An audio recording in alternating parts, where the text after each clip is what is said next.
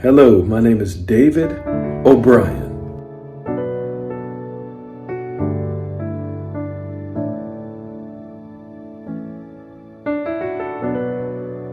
And I'm here for your success in the areas of purity.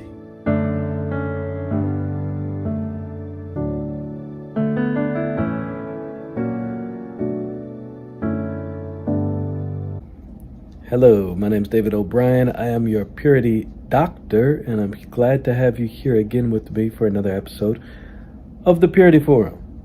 I have an amazing topic to present to you today, and it is man's sexuality versus spirit.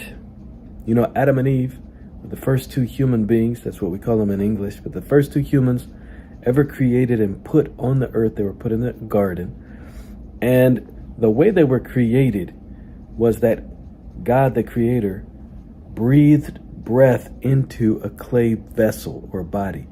The breath that He breathed is their spirit. The clay vessel is their physical body. It came from the earth, but the breath came from God.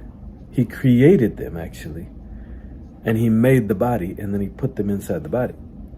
So you got to know, to start off with, that all human beings are more than just their body.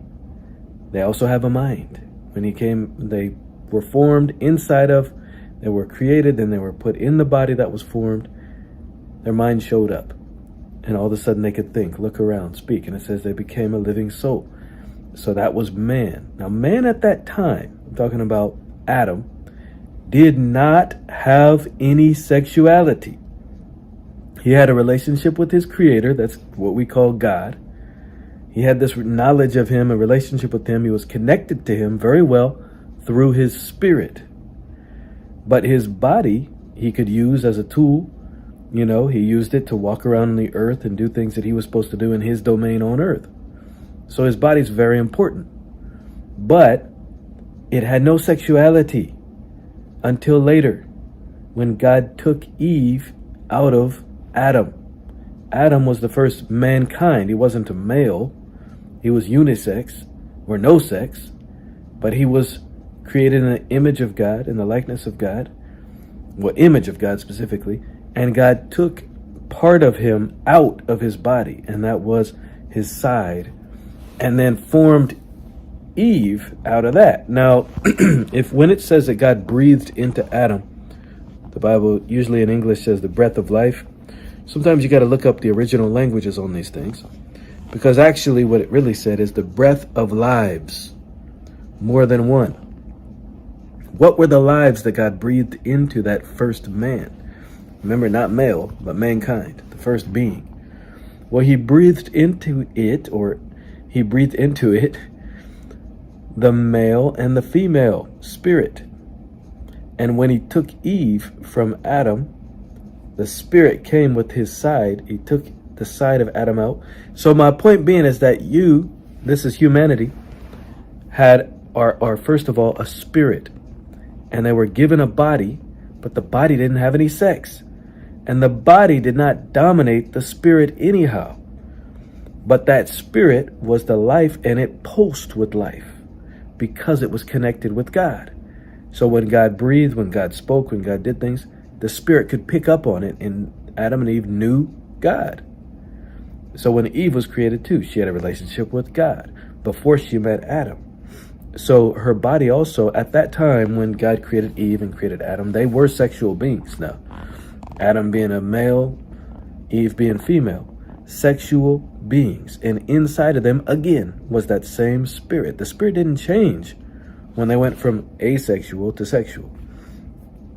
The spirit was the same, didn't move, didn't change. And it was, again, their guiding force. It was the power, the life inside of the body.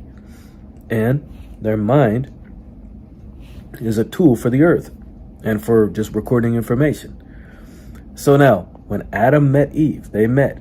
That's the beginning of first marriage, then sexuality.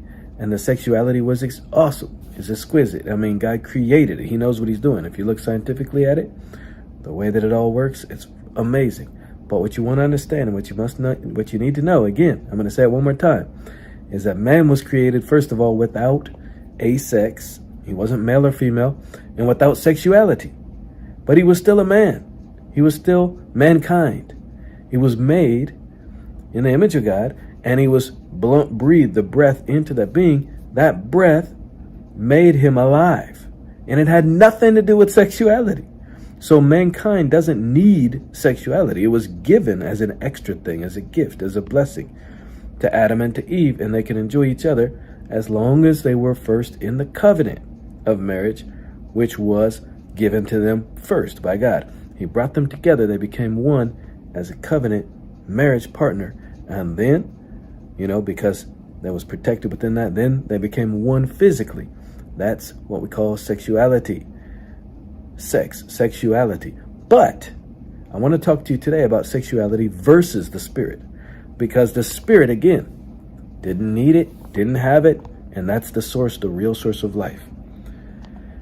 Now, when Adam and Eve disobeyed God, and they both did for different reasons. Someday I'll teach you about that, most likely, because I must. Because Adam didn't leave God. He didn't disobey God for the fruit. He wasn't deceived like Eve was. Eve was deceived by the serpent, and she ate the forbidden fruit.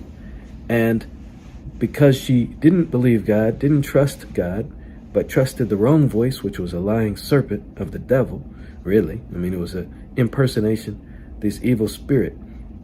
When she did that, just as God said would happen if she did disobey and if she did disbelieve, her spirit died. Now, what does that mean? The source of life of the spirit of man that God put in mankind was God himself. He was like the burning inner light inside of their spirit, at all times burning. And they could see things, they could know things, they could travel here or there, they could do things by their spirit because they had that life inside of them, which was God himself. But when they turned their back on that, which is God, when they turned their back on God, he couldn't force them to stay with him, because that wouldn't be love. First of all, there's no love there, and God doesn't do that. People sometimes do that. They manipulate, do all kinds of evil, but God doesn't. He gives the choice. He gave them the choice, and when they chose to leave God, that life inside of their spirit left, and so their spirit died. All of a sudden, they're alone without God. All of a sudden, it's them and the physical world. And that's what really when the beginning of survival of the fittest started.